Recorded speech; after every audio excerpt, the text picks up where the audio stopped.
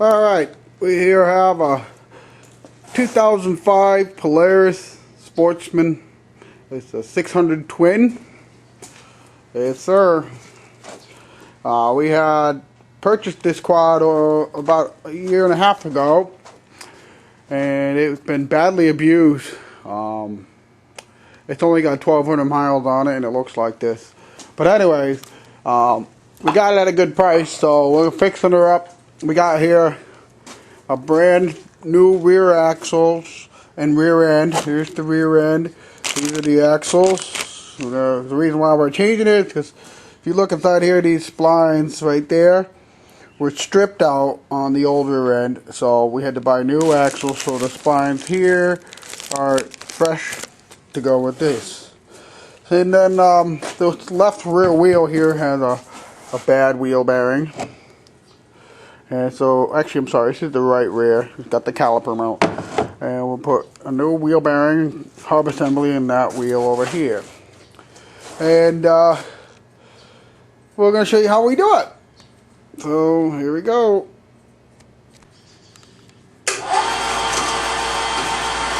So, we got to get it up in the air. Take the tires off. As you see, we get it right up in the air with this winch of ours here in the shop. And you see I got the wheels cocked down there a little bit. That just takes a little bit of weight off the freaking winch.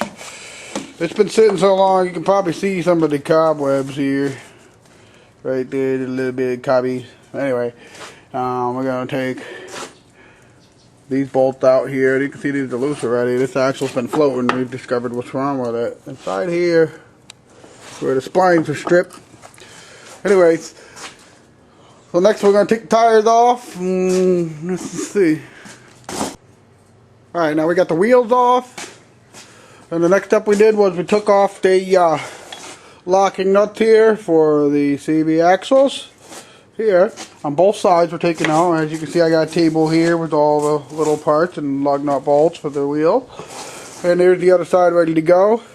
A little tip before you take it out is take a hammer and give it a little tap. If you're going to reuse the axle and don't want to damage the thread, take a fat center punch with a rounded tip so you can keep it in line in that hole, and give it a good tap and you get it to budge a little bit, so that way there it's free for further disassembly. Okay, we got these pins out here for the upper control arms. You see that plops right out like that. This is the side that's getting a new wheel bearing and hub, so this the other pin can get taken out. But if you would have just put axles in it, that's all you really got to do. Just drop it over on the side like that, pop that center inner joint there, right here, and then you can slide it out.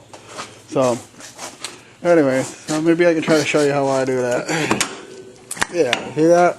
Here comes the joint. You slide it right out, up through the center there. Out comes your axle. There it is. Now, here we're going to show you why we had to change this. These spines right here, I'm going to zoom in on them. They look somewhat okay on picture, but I'll tell you what, they're stripped. So, okay, back to work. Alright, I got both axles out. You can see light through the center diff there. Yep, and here's this hub is okay. This one has got a spent bushing up here. That's why we're changing this hub. This bushing is wasted.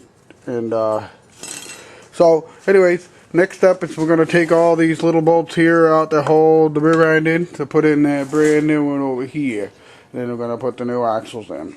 Now we also got new rear springs for this thing, so we're going to be putting those on too. So, and we got a new belt. We're going to put on a new belt. So, alright.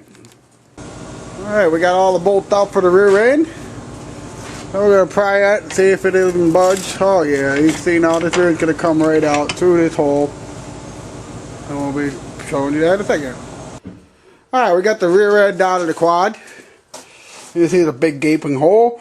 You can see down here is the rear drive shaft propeller connector. Over here we have the new and old one sitting next to each other. Now I'm going to try to show you what happened here. See this right here. If you get some detailed photo here. Lines stripped. Nice. Alright, now we got the rear end in place. All bolted up. Time for the axles. Sweet. We just got one axle in. Gotta put the washer and the nut on. Tighten it down, put a cotter pin in. This side we still gotta do. That's not bad. Alright, now we have the rear end completely installed. We have to fill it with some fluid. The rear axles are in. Just gotta tighten these nuts down real quick. And that's it. Okay, now that we got the rear end in and all the axles tight, we got brand new springs for the shock, because these springs are sad. They're weak. And also on the top here, it's lost this spring perch mount on the shock itself. To show you how it's supposed to look, this side still has it intact, which you can't see with the exhaust. I will show you as soon as we get them out. Shock's repaired. We gotta check the fluids in the rear end and the transmission. Put the tires on. Oh, we finally finished it up. It's done? Finally finished it. Get it on the hook or what? It's ready for its first road test. Get it coming down? Yep.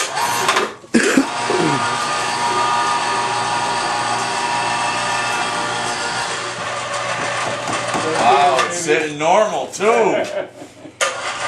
All rebuilt rear end. Wow.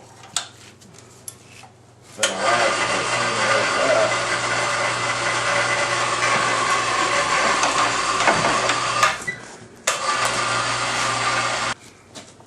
All right, folks. Gotta back it out for the first time. Wait. Gotta look good. Take a run. 05, 600. Come on, you gotta wash your hands when you work on New lights? it. Nice. Don't even look like Jack rolled I'm it. going over to scare my deer.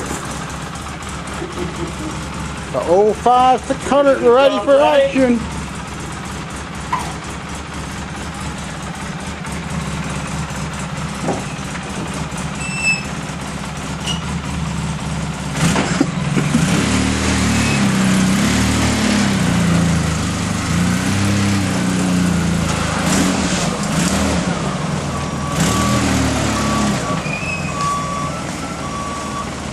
Complete with the backup beeper.